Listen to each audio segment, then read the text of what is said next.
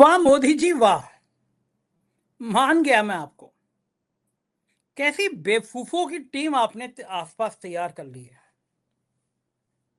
कितने मूर्ख आपके इस आसपास जमा हो गए हैं, या फिर ये आप ही का दिमाग है।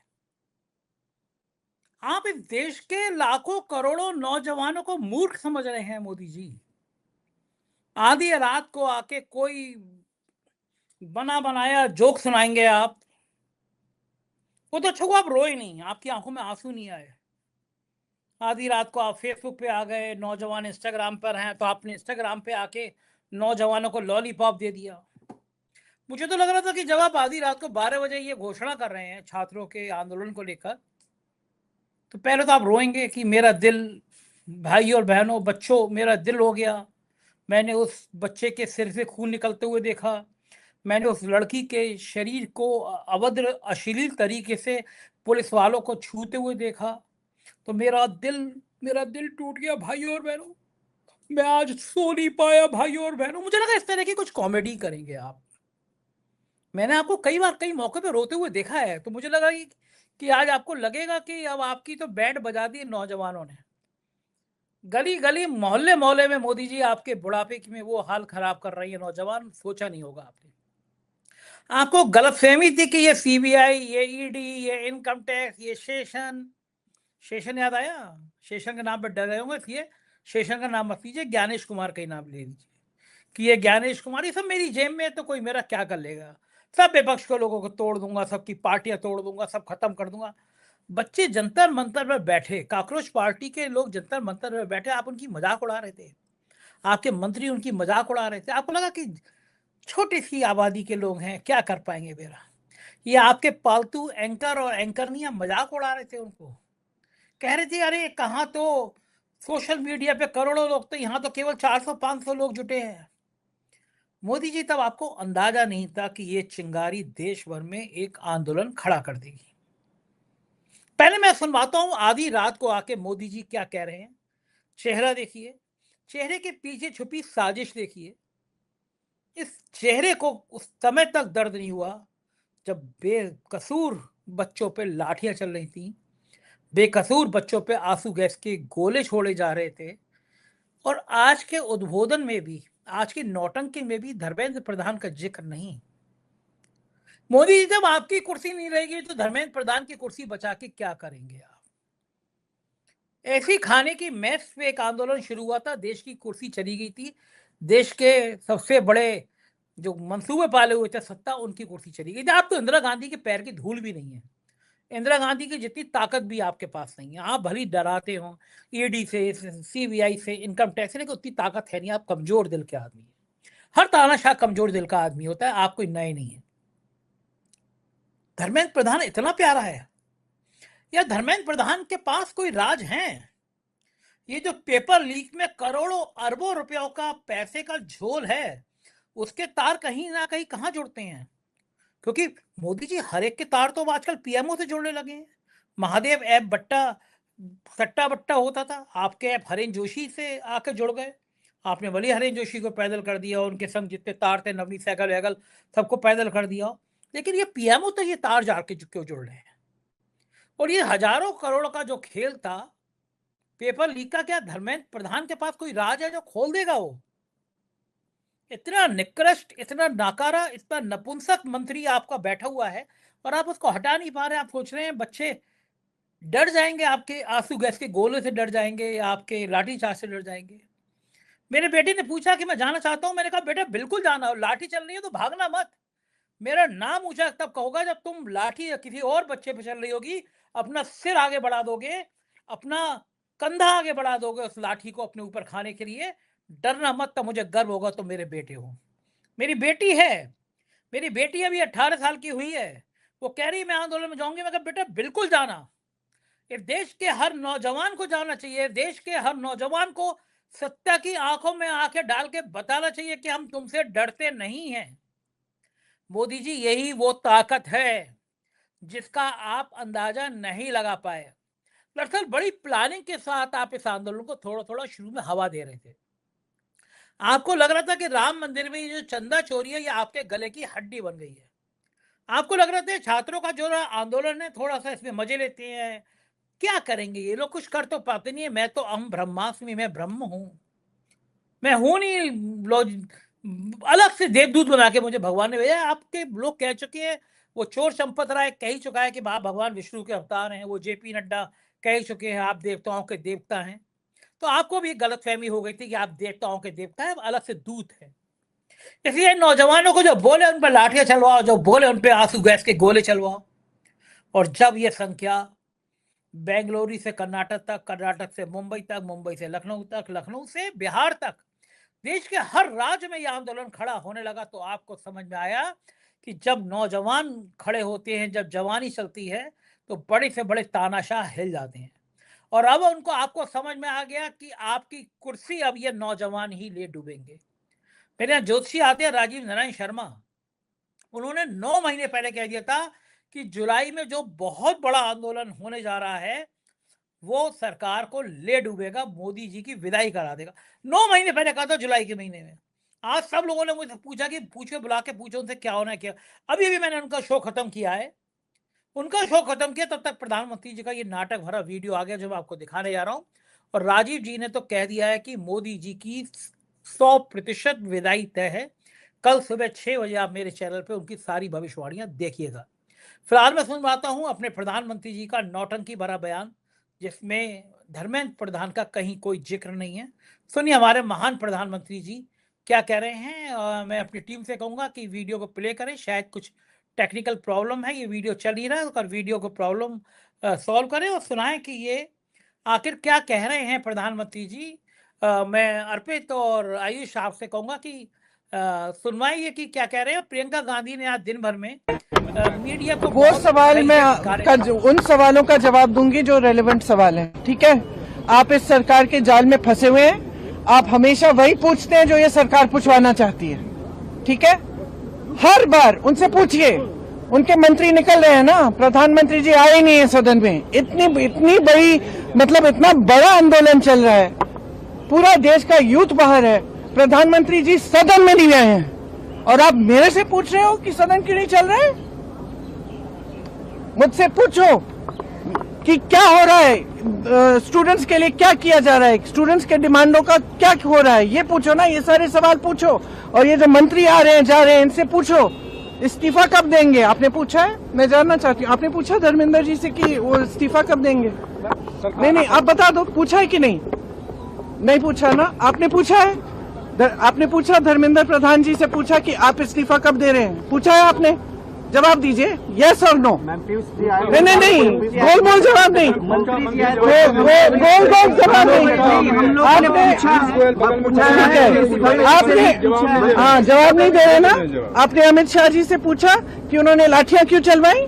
आपने अमित शाह जी से पूछा कि इतने छोटे छोटे बच्चे अस्पताल में क्यों हैं, कि जब बाहर प्रदर्शन कर रहे हैं उनके माता पिता उनको फोन भी नहीं कर सकते क्योंकि आपने इंटरनेट काटा है, NSA लगा है। किस लिए, ये आतंकवादी हैं। पूछा है आपने, तो जब आप पूछेंगे ना इनसे, तब मैं आपके सवालों की का जवाब दूंगा। देखिए, मैं अब से वो सवाल उन सवालों का जवाब दूंगी जो रेलेवेंट सवाल हैं, ठीक है।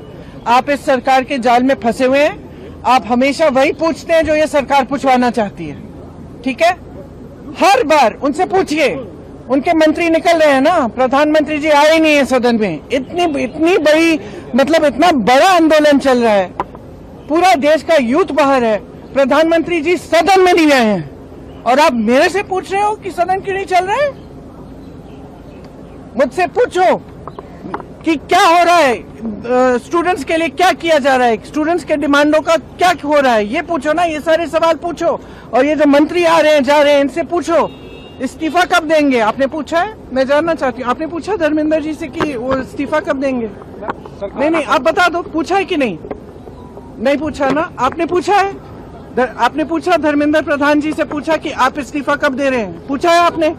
जवाब दीजिए, यस और नो। नहीं, गोल जवाब नहीं, गोल जवाब नहीं। आपने हाँ जवाब नहीं दे रहे ना। आपने अमित शाह जी से पूछा कि उन्होंने लाठियां क्यों चलवाई। आपने अमित शाह जी से पूछा कि इतने छोटे छोटे बच्चे अस्पताल में क्यों हैं? कि जब बाहर प्रदर्शन कर रहे हैं उनके माता पिता उनको फोन भी नहीं कर सकते क्योंकि आपने इंटरनेट काटा है, एनएसए लगा है। किस लिए? ये आतंकवादी हैं? पूछा है आपने? तो जब आप पूछेंगे ना इनसे, तब मैं आपके सवालों की का जवाब दूंगा।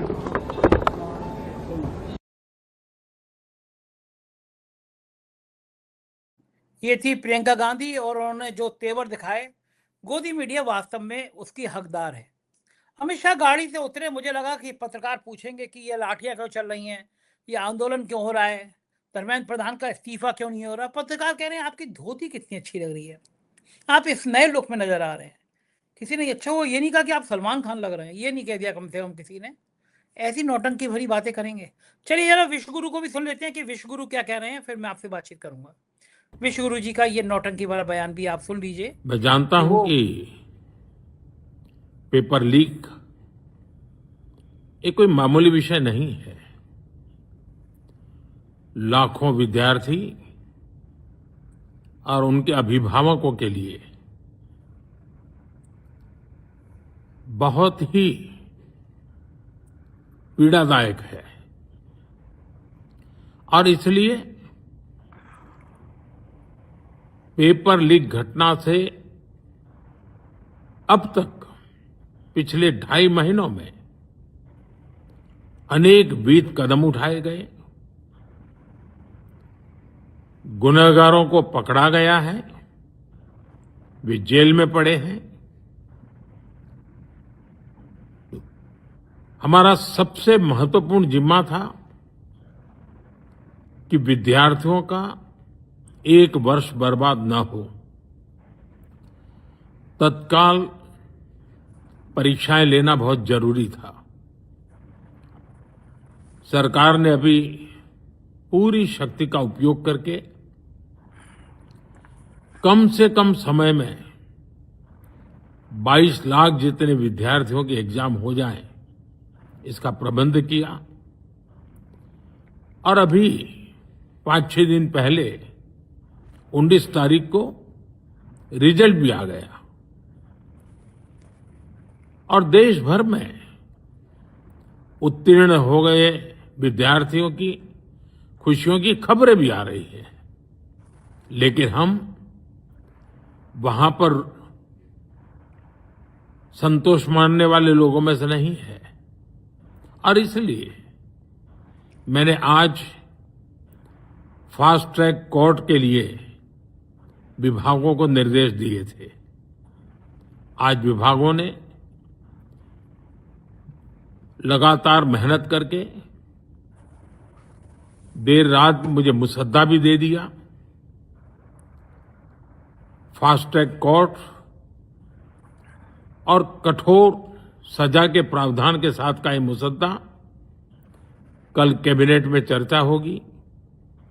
कैबिनेट के साथियों के सुझाव के बाद उसका अंतिम रूप दिया जाएगा और सोमवार से संसद का दूसरा सप्ताह शुरू हो रहा है। तब जल्द से जल्द उस बिल को सदन में पारित कराने का प्रयास किया जाएगा।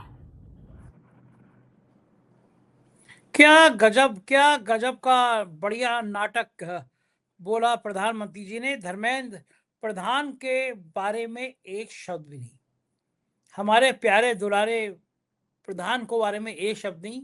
सोनम वांगचुक साहब ने आधी रात को अनशन तोड़ दिया है और उन्होंने जेपी नड्डा और जितेंद्र सिंह गए थे, उनके हाथ से जूस पी के ये अनशन तोड़ दिया है। ये मुझे खराब लगा। हालांकि मैं ये चाहता नहीं था कि वांगचुक साहब बढ़िया इंसान है, वो अपना इस तरह लेकिन मुझे खराब ये लगा कि वांगचुक साहब को ये समझना चाहिए था कि अगर उन्हें अनशन तोड़ना ही था, उन्हें अनशन खत्म करना था, तो वो छात्रों के हाथ से करते। किसी छोटी 16 साल की लड़की है जो पुलिस से भिड़ रही है, उसको बुला के उसके हाथ से जूस पीती। ये मंत्री जिन्होंने कुछ दिन पहले आपको एनएसए में जेल भेजा था, इनके हाथ से आप जूस पी के अपना अनशन खत्म कर रहे हैं। ये खराब है वांगचुक साहब।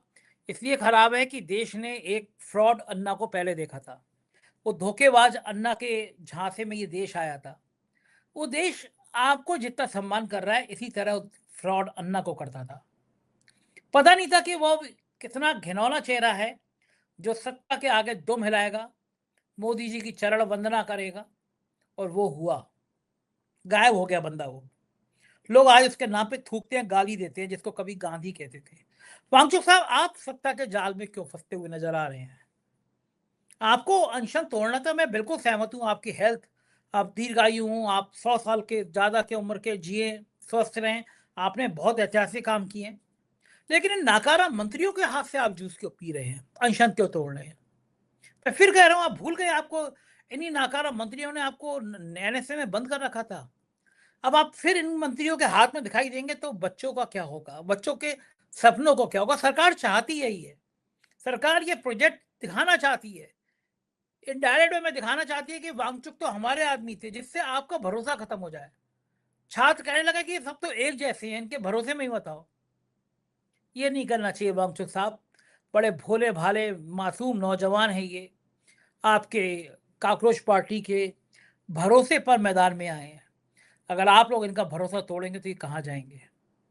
और राहुल गांधी बहुत दमदार तरीके से लड़ रहे हैं इस लड़ाई को, अरविंद केजरीवाल दमदार तरीके से लड़ रहे हैं इस लड़ाई को। सब अपनी अपनी ताकत से लड़ रहे हैं। और वांगचुक साहब, आपको लग रहा है आप या कॉकरोच पार्टी कहेगी हम अनशन खत्म कर रहे हैं, हम आंदोलन खत्म कर रहे हैं, तो आंदोलन खत्म हो जाएगा? ये जनता का आंदोलन बन गया है।